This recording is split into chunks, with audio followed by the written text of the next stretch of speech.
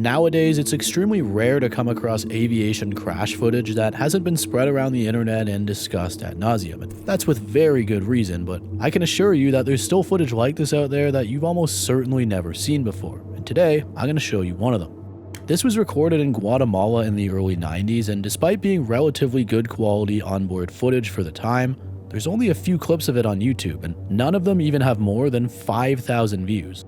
This also has a very heartbreaking story attached to it that I personally think needs to be told more. So, I'll tell you everything, but as usual, let's get into the backstories first. In the 1980s, El Salvador was in the midst of a violent civil war between the country's military-led government, supported by the US, and a left-wing rebellion group known as the FMLN. This conflict was of course very complex, but it was mainly rooted in decades of poverty and extreme inequality, where a small group of elites controlled most of the land and resources within the country. And it goes without saying, but violence was of course the norm during this civil war. The military and their allied death squads carried out massacres, kidnappings, targeted killings, and perhaps worst of all, ordinary people were often caught in this crossfire or straight up targeted as well, losing their homes and livelihoods in the process. Human rights abuses were unbelievably common here at this time, and most atrocities actually came from the government itself. And because of this absolute chaos, many people escaped the country in search of safety. In fact, it's estimated that over 25% of the country's total population fled before the war's end in early 1992. And of the over 1 million people who fled, many crossed over into the neighboring country of Honduras. One of those people would be the man at the center of today's story, Jose Martinez. Jose had essentially grown up in this conflict, and although the refugee camps in Honduras were often overcrowded and harsh, this was still a lot better for him than to remain within El Salvador, as when he left in the mid to late 80s, the conflict was worse than ever. After making it to Honduras, Jose began trying to figure out his new life, and in the process, he met a young woman named Ruth. These two fell madly in love, like it was the sort of thing most people are lucky to have even once in their lifetime. He described it as true love at first sight, and it wasn't some fluke young relationship that eventually fell apart or anything. They really stuck by each other. In fact, as they began to build their life together, Jose actually got a job in LA to become a paralegal, and Ruth ended up waiting 5 years for him to come back and marry her. Now, it's not like Jose wanted to be away from her or anything, this crushed him as well, but he also knew it was necessary if they wanted to have a greater life down the line. And so, as he promised, after a very difficult 5 years of waiting, Jose returned to Honduras in 1993, and they had a beautiful wedding together full of memories before enjoying their honeymoon together. Jose did have to return to the US very quickly after this to get back to work, but at least now the visa process could really begin, and so there was a lot of renewed excitement. Ruth did still speak about just how difficult it was to say goodbye though. I feel really sad. I cry a lot. I'm feeling, please don't go. But horribly, as hard as it was to say goodbye, this would end up being the least of her concerns, as Ruth was about to get some much worse news. She watched as Jose boarded his flight back to the US, and neither of them could have ever predicted what was about to happen next. On the afternoon of Tuesday, April 6, 1993, Jose boarded a flight out of El Salvador that was going to take him to LA. This was TACA Airlines Flight 510, and it took off from the runway without a hitch. And also, just quickly, this is not the very famous TACA Flight 110, this is Flight 510, and so if you think you know where this is going, trust me, just keep watching. TACA Flight 510 actually wasn't a direct flight from San Salvador to LA, they also had an intermediate stop in Guatemala, and so that kind of killed the mood a little. But along the way, there was this beautiful sunset outside the plane windows while they were above the clouds, and it helped lift their spirits a bit. It was so mesmerizing, in fact, that Jose actually decided to pull out his handheld camera and start filming the flight, hoping he could maybe one day share the footage with Ruth. This sunset view wouldn't last too long though, as when they began their descent to make their layover in Guatemala City, they hit a vicious patch of storm clouds. Jose didn't film too much of this part as he was very nervous, but the pilots were very adamantly telling them to keep their seatbelts on, like they knew something was going to happen. The pilots would hold it down though, and much to the relief of the passengers, they would get below the storm clouds. It was around this point that Jose began filming again. It was still pouring rain at the airport in Guatemala City, but thankfully the plane did touch down and all the passengers were extremely relieved. We can even hear them as they began to clap.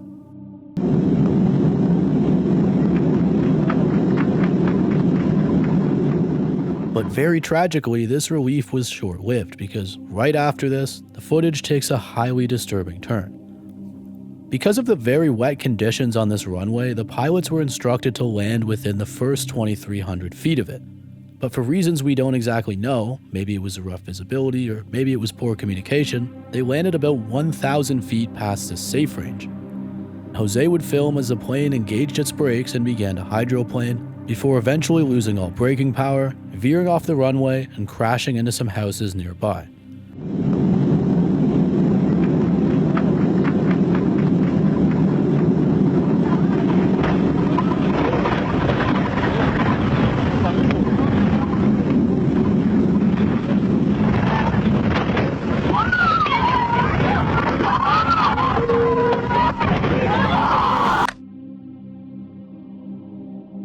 Back at home in Honduras, an already heartbroken Ruth would receive the most devastating news of her life. The plane that was carrying her brand new husband and the absolute love of her life, TACA Airlines Flight 510, crashed and everyone on board was deceased. To say that Ruth was shattered would be a complete understatement. All of the plans they had, their hopes to start a family, the 5-year stretch she waited just to marry him, were gone. On the first day, she was in such a state of shock that she couldn't even sleep. She just prayed and cried, not understanding how such a thing could happen to her. And it really just goes to show how unfair life can be to those who deserve it the least. But then the next day, something even more unusual happened. Ruth got a phone call, and when she answered, she couldn't believe what she was hearing on the other side of the phone. It was Jose. She was absolutely confused and had no idea what on earth was going on here. She thought there had to be some sort of mix-up and that this wasn't actually him. But after a bit of back and forth, Ruth confirmed that this was indeed Jose. And very quickly, she realized what had actually happened here. See, whoever first called Ruth and told her that Jose's plane had crashed was partially correct. I mean, we saw the video, Jose's plane clearly crashed. But when they told her that everyone on board passed away, well, that was just a completely erroneous misreport. This wasn't at all the case. Not only was it untrue that everyone on the plane passed away, but actually, nobody on this flight passed away, and no one on board was even seriously injured, though there were 3 ground injuries. And we can see this if we watch the rest of the footage. The crash was clearly very rough, but after the initial panic and the loss of all lighting, it did come to a stop. And we can see people freaking out on board as all passengers are quickly instructed to evacuate the plane and locate their relatives. Again, sadly, 2 cinder block houses in a poor Guatemalan neighborhood were struck, and 3 people were injured outside. But other than that, this accident had ended completely differently than what Ruth and other relatives were initially led to believe. The 767 was a write-off, but everyone on board survived, and that's what matters. From Jose's perspective, things were a bit different after the crash. He tried getting a hold of Ruth almost immediately, but wasn't able to do so. So when he was put on a different flight to finally get back to LA, he had no idea what Ruth did or didn't know. Remember, this wasn't like nowadays where information travels instantaneously and families have to figure out that their loved ones passed through TMZ. Jose touched down safely in Los Angeles, and over 24 hours after the crash, he finally got through with the call that Ruth picked up in confusion. And from here, he got to tell her the truth about everything that happened and just how terrifying the accident was to experience. The couple was just extremely relieved and grateful that their future was still going to go as they had always planned. And honestly, this wholesome ending just put a smile on my face. I knew I had to cover this story. With that being said, I can't imagine just how gutting and dark those first 24 hours must have been for poor Ruth. And if you think about it, this is a reality that so many relatives of plane crash victims have faced. But for so many people, they just never got the good ending. What felt like a bad dream to them ended up remaining a bad dream. And as lucky as this couple was, it's upsetting that many aren't this fortunate. Still though, it's nice to focus on a good story. I couldn't find any updates on Ruth and Jose. This was well over 30 years ago now, but I can only hope that they've remained together and have lived fulfilling and fruitful lives. Also, the details in this entry were largely based on an episode from the 1999 series, What Went Wrong. The footage is of course preserved here on the internet, but because this is a TV series, I wouldn't be surprised if some of this was exaggerated. I can't say that for sure, I have no way to cross-verify things, but I'm just letting you know for transparency. But we do know that this all happened.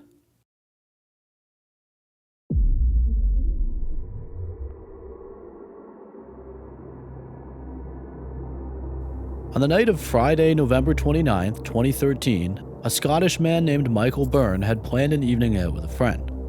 His wife was away in Aberdeen and he'd been invited to see the ska band Esperanza play at a local pub with his buddy. So that's exactly what he did. As it got a little later in the day, he started to get ready and Michael was actually a bit excited. He led a very busy and stressful life, and times like this with a friend were kind of therapeutic to him. Evening would hit, the time had come, and the two headed over to a nearby bar called the Clutha Pub, also known as the Clutha Vaults. In its home of Glasgow, this bar was and still is cherished by many people. It was once just a pub on the ground floor of a historic apartment building that caught fire in the 60s, and when that happened, they ended up demolishing all the flats above it and just keeping the bar itself, reinstalling a new roof. And since then, it's only grown in popularity. It also has a reputation for great live music, which is part of why the two friends picked this venue, the Esperanza were playing. So they arrived, and the pub was about as busy as one could expect on a Friday night. The atmosphere was loud and warm, the two were having a great time, and nothing seemed out of the ordinary. It was just another fun night in a Scottish pub. But as we've come to learn on this channel, that tends to always be how things feel just before disaster, and unfortunately, this time it would be really bad. Just after 10:25 p.m., as the crowd was having a blast, the night ruptured in a single instant. A deafening bang suddenly cut through the music, and the entire section of the bar to Michael's left vanished under falling debris. Byrne was only inches from this destruction, yet he was somehow physically uninjured. Still, he had no idea what was happening. He recalls being surrounded by dust, almost like he was in a snow globe, and the now musicless bar was broken only by shouts and confusing screams of agony. Acting purely on instinct, Michael kicked into action and helped lead people out from his side of the bar before going back in to assist two men pinned beneath a gantry. And with the help of others, he managed to lift the bar and pull them free. Still, many didn't know what happened, but after getting outside, a lot of them quickly realized what was going on and just how serious it was. Because directly on top of the pub was a mangled police helicopter. And as you can probably imagine, many people would sadly not be leaving the Clutha alive. Before we get into that though, let me quickly explain how on earth this helicopter had crashed. On that night, police aircraft had been flying routine tasks in the Glasgow area, moving between jobs before eventually heading back towards its base.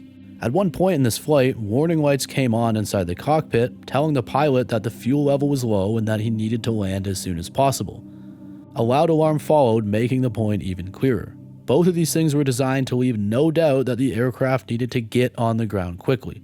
If these warnings were to go off, you land straight away, because the engines could stop at any time. But instead of diverting to the nearest safe spot, the helicopter just kept going towards its base. The warning stayed on, and soon, both engines stopped working completely.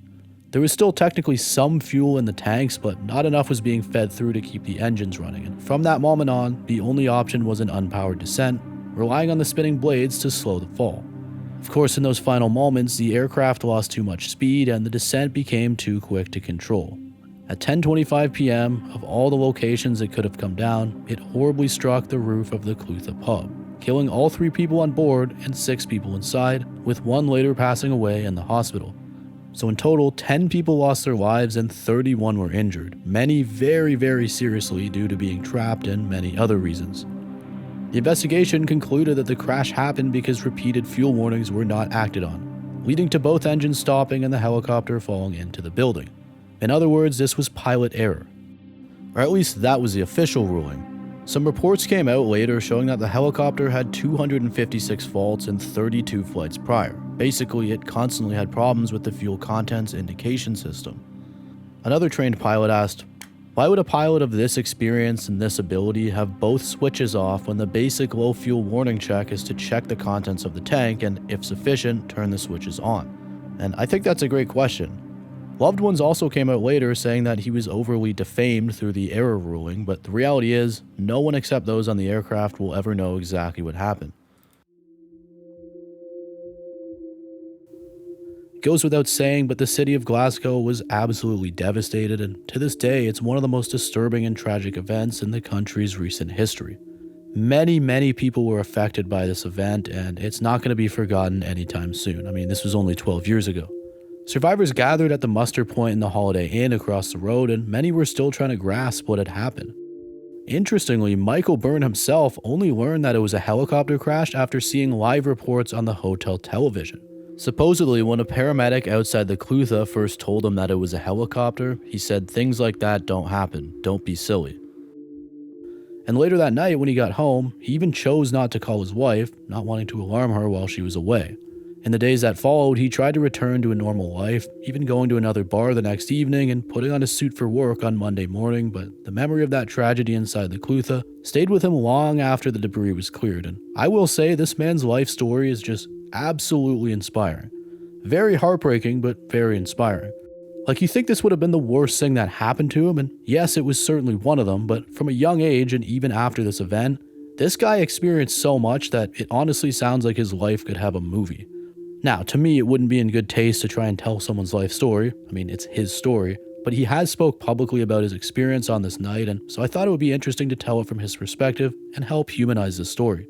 Michael also speaks openly about dealing with complex PTSD as a result of this and the many other things he's experienced, like losing his father to a homicide.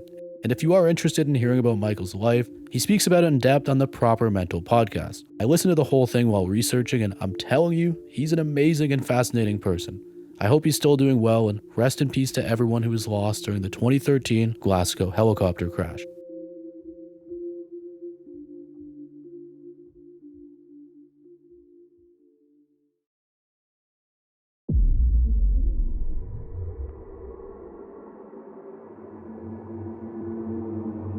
Alright, this one's more on the fun internet side, meaning it's hardly serious in the way that the others can be, but it still gives me an unsettling feeling, and it's a good break from the very tragic stuff.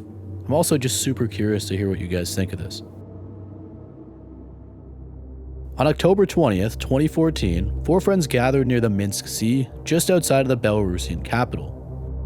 This day was very cold, even by seasonal standards, and it was practically winter weather, but that didn't stop this group of friends from setting up a small awning, lighting a grill, and trying to enjoy the day with some shashlik and fresh air. And so things were going great, the food was awesome, and then at one point they left their little gazebo to go take photos around the lake. It was just a casual photo session, and around 300 images were snapped just by the barbecue, them on the benches, and near the really cold water. Eventually, they packed up and headed their separate ways.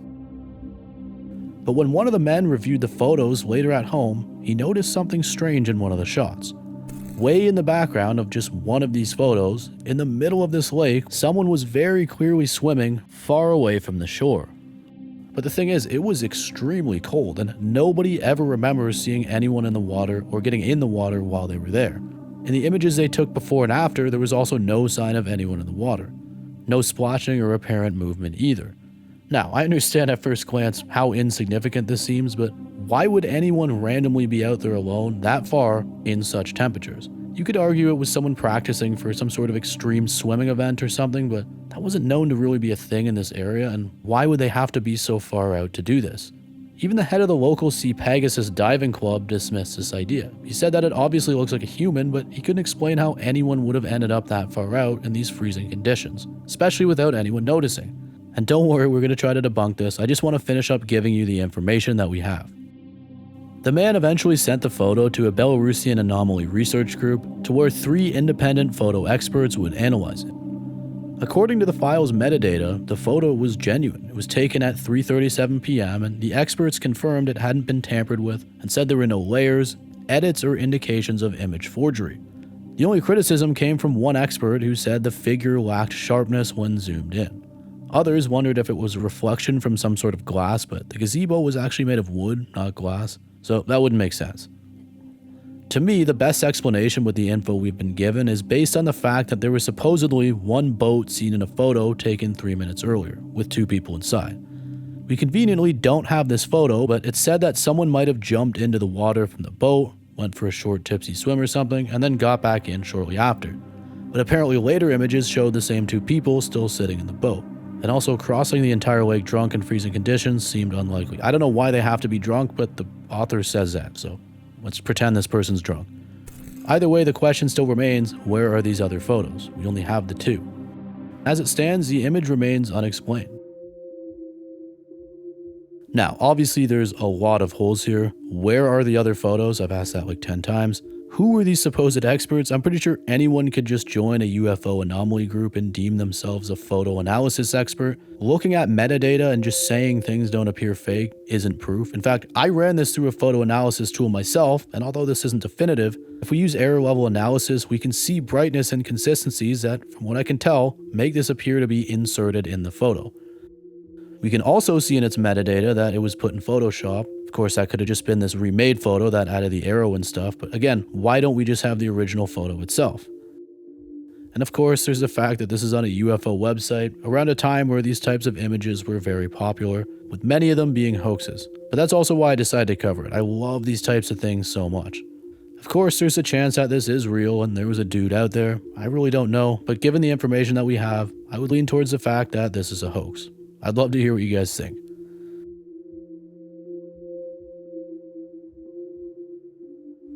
That's going to do it for this one, guys. Thank you so much for watching. I really appreciate it. And as usual, if you enjoyed this, please consider subscribing. But if not, don't worry, I won't show up at your house or anything. Also, as usual, the sources and clippings that I used for my research in this video will be in the description below. See you guys very soon.